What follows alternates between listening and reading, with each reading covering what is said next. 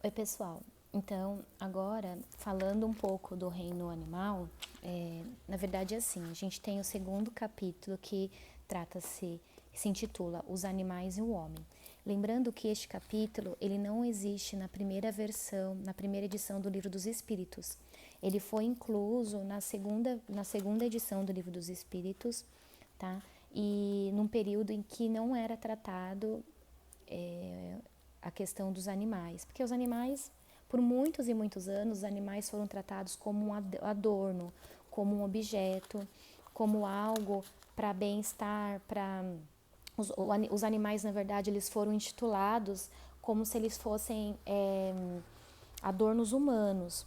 Eles eram usados para caça, eles eram caçados, eles eram usados para cuidar de residências, por exemplo, é o cão de guarda, o gato é para comer o rato, né? Então, os animais eles tinham funções. Até nos dias de hoje, recentemente, os animais eram muito utilizados para testes. Então, assim, até algum tempo atrás, os animais eram usados para teste em cosméticos, por exemplo. Então, não há necessidade, né, de fazermos testes em cosméticos. Nós temos testes in vitro, nós temos testes ex vivo, que é, por exemplo, resíduo de pele. Você faz uma cirurgia plástica, aí sabe, por exemplo, aquela cirurgia que a gente faz para lipoaspiração, por exemplo, ou abdominoplastia, que aí você retira excesso de pele e essa pele que é retirada é levada para depois testes de cosméticos. Então você consegue verificar se o produto oferece uma irritabilidade, se o produto oferece comedogenicidade, se você consegue fazer vários testes com esses ex vivo, porque é uma pele de um ser vivo, né? Você consegue, então você não precisa fazer tratamento, fazer testes em animais. E aí cosméticos muitas vezes eram feitos e hoje em dia existe uma proibição. De um tempo para cá as pessoas estão muito mais atentas, então os animais realmente, a gente reconhece que a gente não precisa ficar causando esse sofrimento no animal. Então, como a gente falou anteriormente sobre os vegetais, a gente falou que os vegetais ainda não têm consciência de si, de quem são, não sente dor, não sente emoções. O animal, a gente sabe que o animal ele já tem um sistema nervoso central, então ele tem terminações nervosas, então ele sofre tanto quanto nós, porque ele realmente é um ser vivo. Ele tem terminações nervosas. Então, por exemplo, aqueles testes que eram feitos em coelhos, por exemplo, para verificar se nós tínhamos sensibilidade àquele determinado produto, testes oculares que pingava lá a substância no olho e se formasse uma úlcera, quanto tempo de aplicação levaria para ter aquele animal formar uma úlcera naquele olho, né? Então eram feitos esse tipo de testes. Hoje em dia isso não é mais permitido. Os testes em animais ainda são permitidos em medicamentos, porque é reconhecido que para um medicamento é necessário que se façam esses testes, porque são medicamentos. Os medicamentos eles são levados à cura. Já um cosmético não tem necessidade, não é? Já não tem necessidade. Existem outras formas, né? Lembro que quando eu fiz faculdade, a gente tinha que dissecar um animalzinho para a gente conseguir entender as partes, né, sistema nervoso, veias, pele, identificar, né, ali o músculo e tudo mais. Hoje em dia existem outras formas para você entender, para você perceber essas questões. Você não precisa sacrificar um animalzinho para que você faça esse tipo de estudo. Então muitas coisas estão mudando, estão evoluindo. Então imagine desde a época onde Kardec escreveu o Livro dos Espíritos e veio todos os comentários da Revista Espírita que são maravilhosos, o quanto tudo isso não evoluiu, não é mesmo? Então a gente continua sempre em evolução. Então, naquela época, começou ali a sintetizar, né, qual é a diferença do animal para o homem, já que todos nós estamos dentro desse reino animal.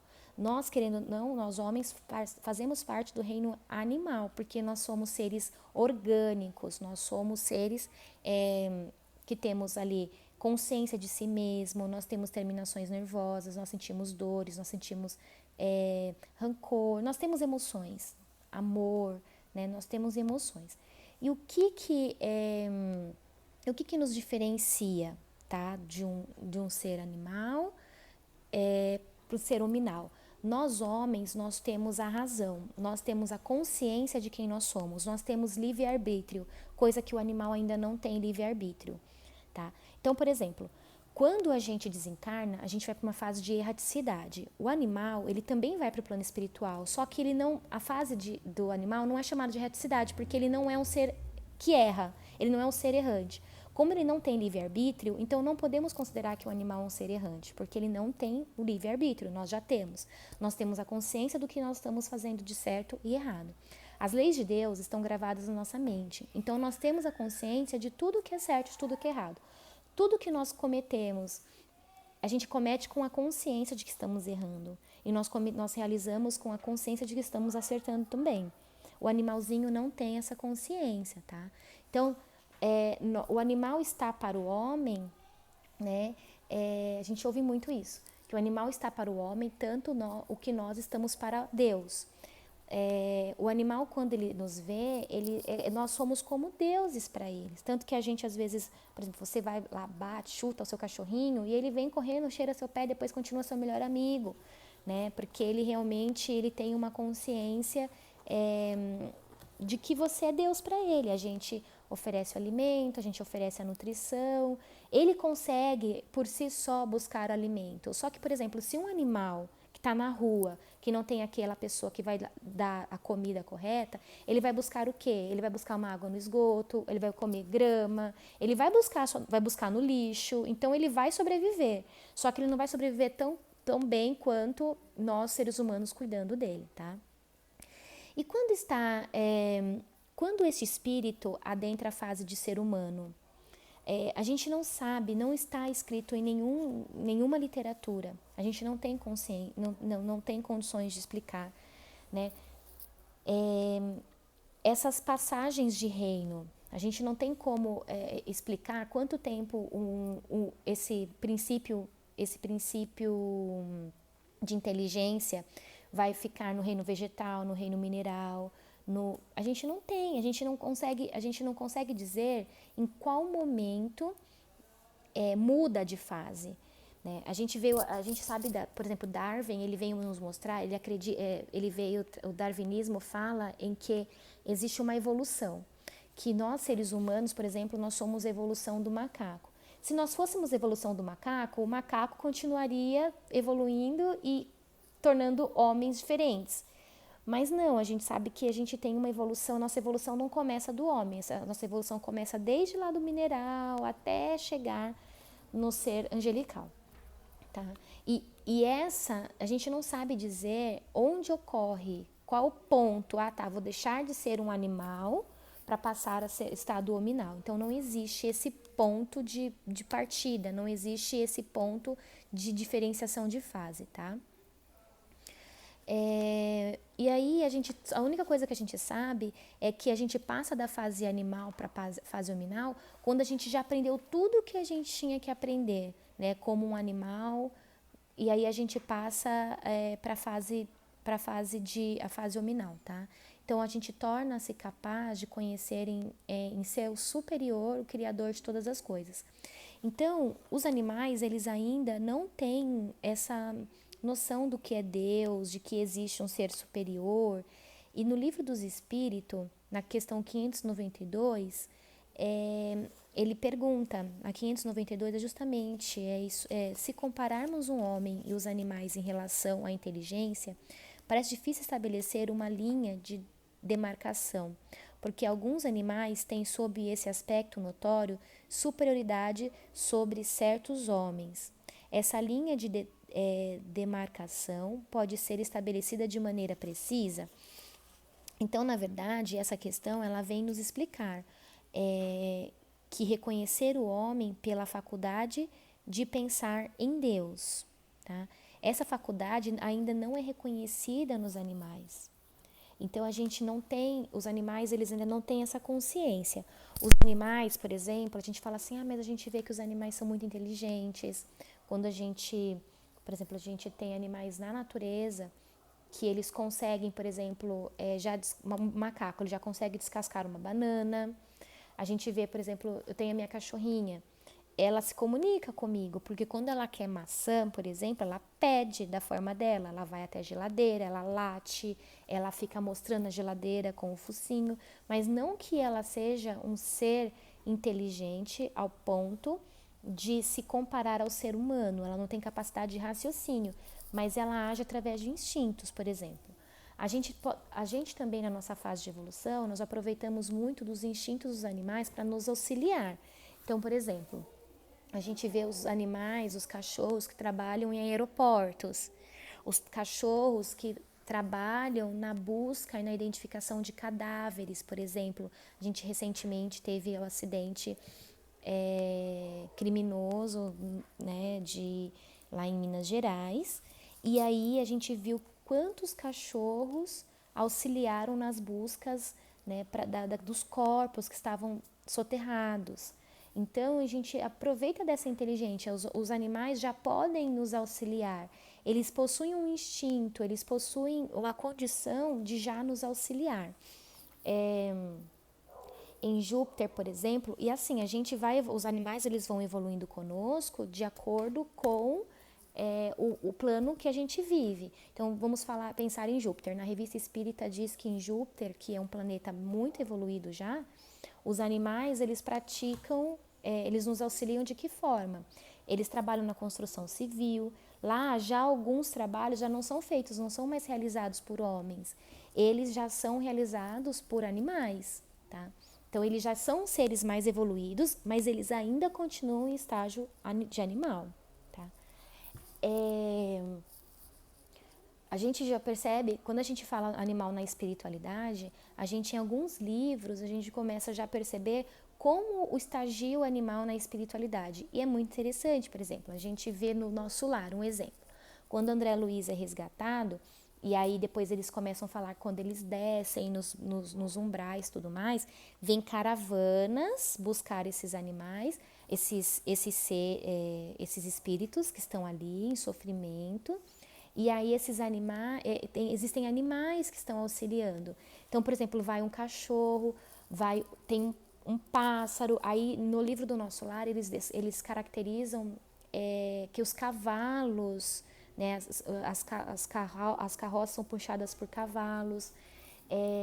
No livro Memória de um Suicida, da Ivone Pereira do Amaral, eu acho muito interessante que ela cita que os pássaros, eles entram na frente e eles vão limpando o ambiente, né, para que quando a caravana de Maria venha para poder fazer o resgate daqueles espíritos que estão em sofrimento, para que eles consigam adentrar com mais facilidade. Então a gente ouve falar sobre cachorros, então a gente sabe que eles estão presentes também no mundo espiritual.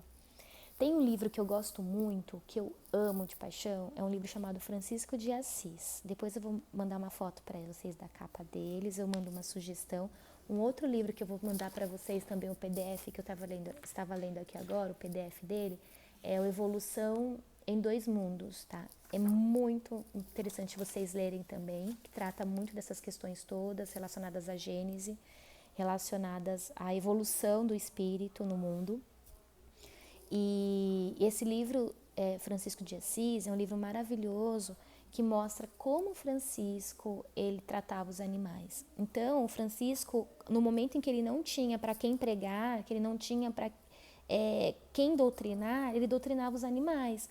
Então, existem passagens assim que conta dele sentado à beira de um rio, de um lago, e aí os peixes, os cardumes se aproximavam dele e ali ele ficava falando sobre Jesus e os animais ficavam ouvindo. Então, ele evangelizava os animais. É muito lindo isso, né? Então, ele chamava os animais, ele tinha esse respeito pela natureza. Os animais como irmãos, irmã Lua, irmã Sol, né? Ele tinha esse respeito pela natureza, né? Na questão 610, a espécie humana é a que Deus escolheu para a encarnação dos seres que podem conhecê-lo. Então, essa questão, o Espírito da Verdade vem nos dizer que a espécie humana é a que Deus escolheu para encarnação dos seres que podem conhecê-lo. Então aqui ele deixa claro, dizendo que na verdade outra espécie não conhece a Deus, né? Que na verdade não é que não conhece, não tem a consciência de Deus, e que nós seres humanos já possuímos, já temos a condição de sabermos o que é Deus, né? E já temos a condição de saber o que é Deus. Então vamos lá, olha só. Quando o espírito adentra o reino animal, ele começa um desenvolvimento mais intensivo da intelectualidade. Começa a acordar a própria consciência, começa a conservar o próprio corpo físico e é possível ir em busca do seu próprio alimento. Nos animais, o espírito vai reconhecendo a si mesmo, reconhecendo o mundo ao seu redor e desenvolvendo a inteligência para conservar o corpo físico, tá? Então, no reino animal, então o animal já tem toda essa consciência. Então o animal ele tem a consciência do corpo físico, coisa que o vegetal não tem, tá? Então ele já tem a consciência que ele tem um corpo físico, já tem a consciência que ele precisa se alimentar e ele já tem condições de buscar esse alimento, tá? E ele também já tem condições de nos ajudar, nos auxiliar. A gente vê também um outro exemplo de animais que trabalham em hospitais. Olha isso, olha a evolução do animal. E olha como isso tudo já mudou. Então, como que esses animais trabalham em hospital? Eles trabalham muitas vezes em grupos de pessoas que estão tratando de depressão profunda. Os animais eles ajudam muito. Eles também atuam com crianças e pessoas que estão com adultos que estão com câncer. Eles ajudam porque eles trazem alegria, eles trazem prosperidade. E existem relatos de que esses animais que trabalham em hospitais, eles ficam doentes e eles precisam ser repostos mais rápido porque eles também ficam tristes, olha isso. E eles acabam também adoecendo e desencarnam mais rapidamente. Então, na verdade, eles estão evoluindo também e contribuindo com o ser humano nessa evolução, né? Então, gente, para concluir, né, essa parte, o espírito ele vai ser sempre o mesmo. Esse princípio inteligente, ele vai ser sempre o mesmo. Enquanto ele está na sua fase inorgânica, ele é só um princípio inteligente. Marcel Benedetti, que foi ele, na verdade, assim, ele foi uma pessoa admirável.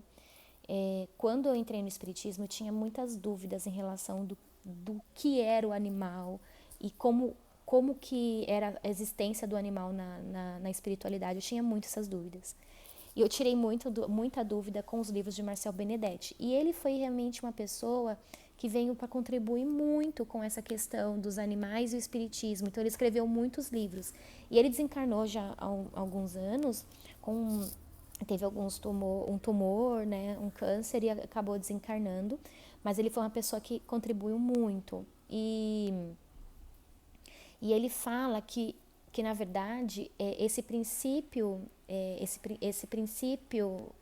de vida, né, esse princípio inteligente, ele é nos seres minerais, vegetais. Já no animal, ele já não é mais só um princípio inteligente, ele já passa a ser espírito. E aí é interessante porque quando a gente começa a ler aqui os animais e o homem, realmente é tratado o espírito de um animal como um espírito, não só como princípio inteligente, tá? Então, aqui, por exemplo, nessa pergunta, vamos ver aqui, ó. Esse princípio é uma alma semelhante à do homem? A questão 597A.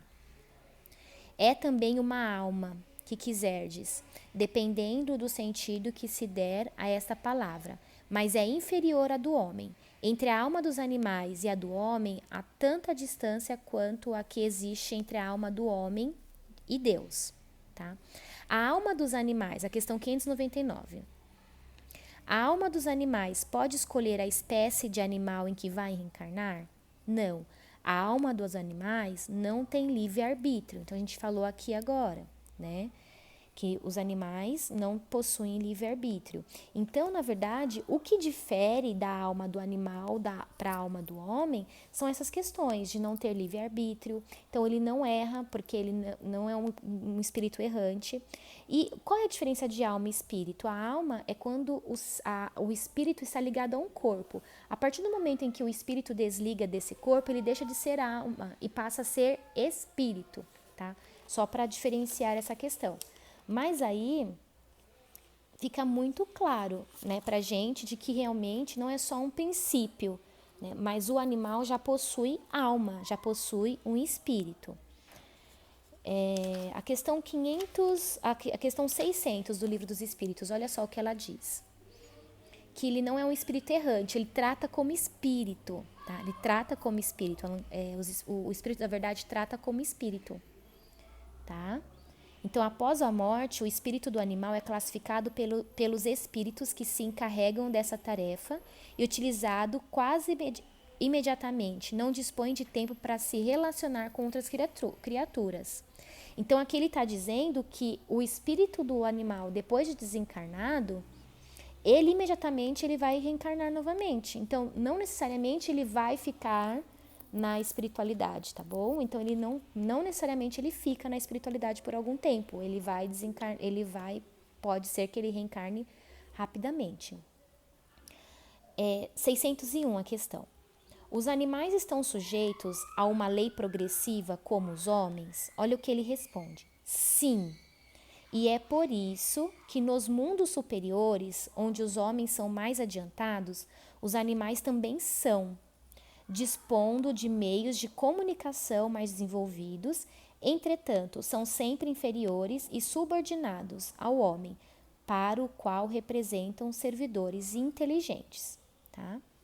Então, os homens, a gente precisa entender que os animais também se comunicam, eles não se comunicam falando, mas eles possuem o meio deles de comunicarem. É muito interessante quando a gente vê, por exemplo, um cachorro uivando. É interessante, a gente às vezes ouve um cachorro uivando lá no outro lado da rua e aí o nosso cachorro começa a uivar também. É uma forma de comunicação, tá? Através do latido, através do olhar, eles se comunicam, tá? Os animais se comunicam. Então, gente, essa é a parte, né, que a gente vai falar sobre o homem e o animal. Fica aí também aberta a discussões, as perguntas, e aí a gente vai entrar no último tema, que é metempsicose, que aí eu vou falar no próximo vídeo, tá bom? Muito obrigada pela atenção de vocês. Um grande beijo e até logo.